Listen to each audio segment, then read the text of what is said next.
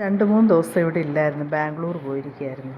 അപ്പോഴേക്കും നമ്മുടെ പച്ചക്കറി തോട്ടത്തിലെ പയറെല്ലാം മുറ്റിപ്പോയി. മാത്രമല്ല കംപ്ലീറ്റ് പയറും നമ്മുടെ തത്തമ്മ കുട്ടന്മാർ കൊണ്ടുപോയി. കണ്ടോ, തത്തമ്മ കടിച്ചിരിക്കുന്ന കണ്ടോ, ഒരു കാര്യം കണ്ടോ, ഇങ്ങനെ കടിച്ച് മുറിച്ച് കംപ്ലീറ്റ്. ഞാനിത് നിങ്ങളെ കാണിക്കാൻ വേണ്ടി 5-6 എടുത്തിട്ട് വന്നു. കണ്ടോ, അത് മാത്രമല്ല ഇത് കണ്ടോ, ഈ വലിയ പയറിനത് അതിൻ്റെ ചുണ്ട് വെച്ചതാ കണ്ടോ, ഇങ്ങനെ മുറിക്കുന്ന ആ ഒരിത് കാണിക്കുന്ന കണ്ടോ കണ്ടോ കണ്ടോ, ഇതാണ്ടോ, അത് ചുണ്ട് വെച്ച് കടിച്ചെടുക്കുന്നത്, അതാണ്ടോ കംപ്ലീറ്റ്. ഇതാ കണ്ടോ, ഇതിങ്ങനെ ഇതിനകത്തുള്ള മണി കംപ്ലീറ്റ് എടുക്കലാണ് പണി.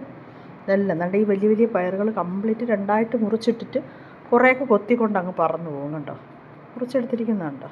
അപ്പോൾ കംപ്ലീറ്റ് പയറും, നമുക്കൊന്ന് പയർ കിട്ടിയിട്ടില്ല. കണ്ടോ, കംപ്ലീറ്റ് പയറും തത്തമ്മയും പ്രാവും വന്ന് കൊത്തിക്കൊണ്ട് പോകുന്നതാണ്. അതിൽ 5-6 ഞാൻ പറക്കി എടുത്ത് നിങ്ങളെ കാണിക്കാൻ. പിന്നെ കുറേ മുറ്റിപ്പോയി. പിന്നെ മുറ്റിയതൊന്നും എടുക്കത്തില്ല കേട്ടോ, കൊത്തത്തില്ല, അതിനറിയാം. കണ്ടോ, ഇത് ഇളത് നോക്കി കുത്തി അതിൻ്റെ മണി. അതാ ഇത്രയും പയർ മാത്രമാണ് നമുക്കിന്ന് കിട്ടിയത്. കണ്ടോ, കുഴപ്പമില്ല, നമുക്ക് 2 ദിവസത്തേക്ക് ധാരാളമുണ്ട്. ഞാനത് പെട്ടെന്ന് അങ്ങ് പറിച്ചെടുത്തളഞ്ഞു. നിന്ന് കഴിഞ്ഞാൽ പിന്നെ 5-6 വെണ്ടയും 5-6. പിന്നെ ഏറ്റവും കൂടുതൽ കാശിരിക്കുന്നത് എന്തെന്ന് വെച്ച് കഴിഞ്ഞാൽ, ഒരുപാട് കാശ് എന്ന് വെച്ചാൽ അമരപ്പയർ. കണ്ടോ, നമ്മൾ ഈ കടകളിൽ നിന്ന് വാരി വാങ്ങുന്നത് പോലെ 2 മൂട്, 2 മൂടാണ് ഇത്ര അമരപ്പയർ. ഇതാണ്ട് ഏകദേശം ഒരു 3/4 കിലോയോളം ഉണ്ടാകും കേട്ടോ, ഇത്രയും അമരപ്പയർ. ശരിക്കുണ്ട്, നല്ല വലിപ്പത്തിലുള്ളതാണ്.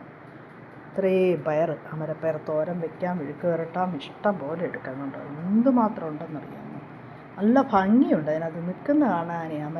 2 അമരം മൂടാണ് ഞാൻ വെച്ചിട്ടുള്ളത് കേട്ടോ. പിന്നെ എല്ലാം ഉണങ്ങിയൊക്കെ പോയി കേട്ടോ. ഞാൻ വരുമ്പോഴത്തേക്ക് കുറേയൊക്കെ പഴുത്തും കുറേ അങ്ങ് മുറ്റിയൊക്കെ പറിക്കാൻ പറ്റാണ്ട് വെണ്ടയും ഒരു 4-5 എണ്ണം അങ്ങ് മുറ്റിപ്പോയി.